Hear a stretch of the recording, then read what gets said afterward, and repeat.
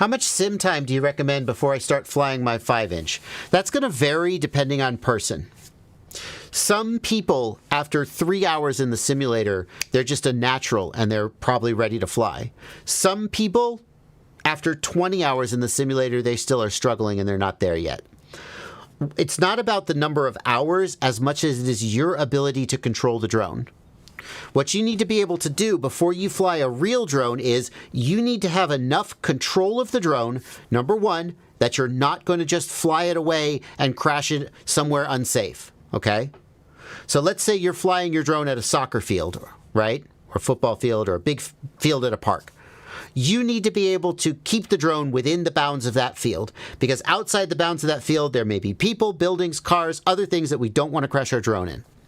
If you don't have enough control in the simulator to mostly keep the drone in a certain specified area, then you're not ready to fly. You need to be able to set the drone down. It doesn't mean you need to be able to do a precision landing, but you need to be able to set the drone down, or at least sort of in a semi-controlled way crash the drone.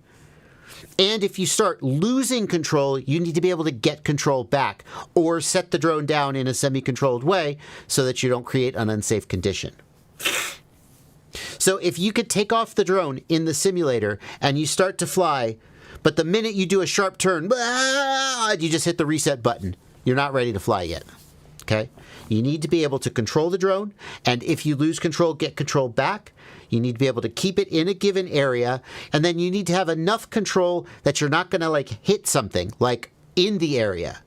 If you're in a soccer field and you're standing at the end of the field, you need to be able to avoid hitting yourself. If there are other people for some reason on the field, which there shouldn't be, but you never know. If there are obstacles in the flight area, because not every flight area is just a big open field. Sometimes there's trees or other obstacles. You need to be able to avoid those obstacles. As long as you have the basic control of your drone's speed, altitude, and position to the point where you can sort of mostly safely and without just wildly being out of control, fly it around in the simulator, then I would say you're good to go in real life. You just need to be aware that in real life, you have things like you could fail-safe your control link, you could lose video, you have other concerns, and you just kind of need to, make a judgment for yourself of whether you're there yet. But it's not about hours, it's about capability.